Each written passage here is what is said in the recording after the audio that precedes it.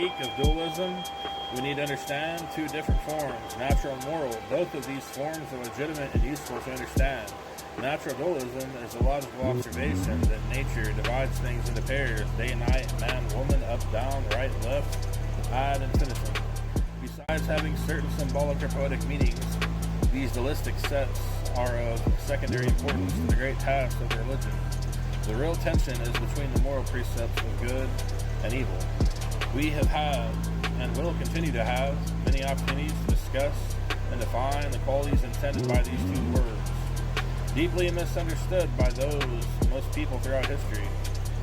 The greatest misconceptions of all time is that when the moral qualities of good and evil are misapplied to spirit equals good and matter equals evil, this egregious error is the origin of Gnosticism. In fact, of course, in the system of Zarathustra's spirit, or the archetypal realm of pre-material prototypes akin to the Platonic ideas, are the patterns for the creation of the material universe. This material universe is no less good than the patterns upon which it is based. It is one of the great lies that Devas that the material universe is evil and essentially different from the spiritual realm.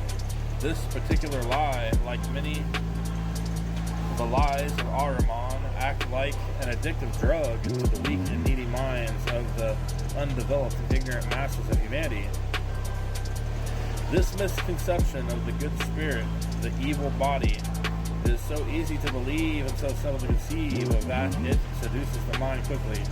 Our hope lies in reversing these trends and educating people to the truth. Only then will the doors be open to the progressive evolutionary development of humanity and the material universe.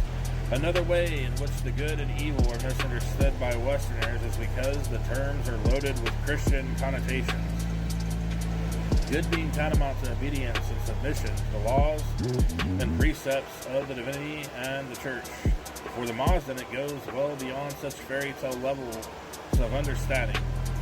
The good is that which is intelligent, wise, energetic, independent, joyous, productive, and reproductive, efficiently powerful. The good is what promotes knowledge, power, and production. It is beneficial to humanity and to the environment, including all the creation, sky, water, earth, plants, animals, man, and fire. Ultimately, Zarathustrian dualism can only be fully understood within the context of the doctrine of the ages. In its original and simplest form, this was the idea that the ages of the cosmos are three: an age when good and evil are divided one from the other, an age in which the two are mixed and are in conflict with one another, and finally an age when good permanently destroys or limits the effects of evil, and the good creation flourishes according to the form in which it was first created. At present we live in the midst of the second of these three ages. This is only a temporary state of being, which will be transformed at the time of the making wonderful.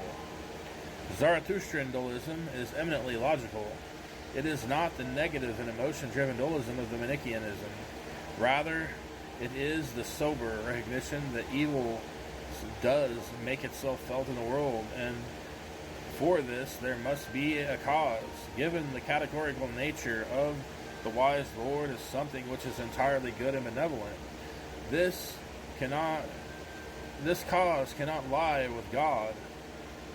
Its origin is outside God, and its effects on the seven creations is only temporary. However, it is with the cooperation of man that God will be able to usher in the third age and banish the effects of evil from creation. One of the most important things to realize about the relationship between good and evil is that the battleground is asymmetrical. The evil is small and hidden in the nooks and crannies everywhere, but it only accounts for a small percentage of the universe.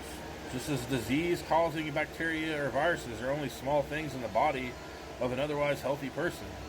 It does not take much in the way of negative influences to destroy the balance of a healthy organism. It is also important to remember that the duality exists on the plane of morality, not substance. The good is that which is beneficial and constructive, tending toward the improvement and perfection of the seven creations: sky, earth, water, man, animals, plants, and fire. Evil is that which, conversely, is detrimental and destructive, tending towards the detriment and degradation of those same creations. It is essential to realize that the good is not so much a polar opposite of evil, but a radical qualitative difference. Good and evil are not two ends of the spectrum, but two radically different things or qualities. The good is characterized by the quality of balance and moderation, while evil is marked by extremes bearing the qualities of either deficit or excess. Too much or too little of things. Most things can be bad in excess or deficiency, and can be good only in the right balance or right amount. We need water to live, but we can be killed by too much of it at once. The two different kinds of duality bear more elucidation. As we have noted, natural duality recognizes the structural and philosophical reality that everything has its opposite. This can be recognized as a proof of the dualistic construct of the world. This structure was intentionally placed in the world as a part of the creative process initiated by our Mazda. Moral dualism is an unintended yet obviously unavoidable byproduct of creation. It is this moral dualism that is central to the spiritual aspects of the work of the Mazdan way. We would not say that the night is evil and the day good, although we might know that harmful things are more likely to happen at night than in the day. In the Mazdan way, we are more focused on the moral dualism, wisdom, ignorance, kindness, cruelty, wealth, poverty. Here we can equate wisdom, knowledge, insight, etc. with the good and the ignorance, stupidity, short-sightedness, etc. with evil. We never want to be ignorant or stupid. That can never be good. Even if we are compelled by circumstances to apply force or to solve or rectify a situation, ideally we never want to undertake this act with a cruel heart or to do so out of anger. It is also going without saying that we never want to be poor when we can be rich.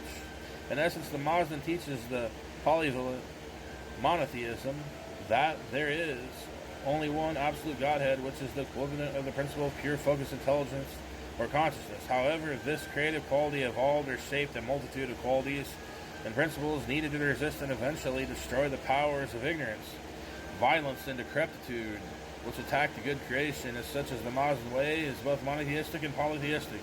In historical terms, the prophet Zarathustra had the insight to realize the oneness, goodness, and wisdom of her Mazda, but a wide variety of the old gods and goddesses of the Aryan people remained historically to receive, worship, and act as co-workers, Hamkaran, and comrades in the cosmic project. This might be noted that within the spectrum of the Indo-European cultures and mythologies there seems to be an intrinsic model of natural duality. This is especially emphasized in the Iranian, Slavic, and Germanic systems, but also in the Greek Olympians, Titans, and Celtic Kialtid and Anon, for Morians as well. But it is only with the philosophical insight of Zarathustra that we have the formulas on how to engage in struggle of good versus evil and win.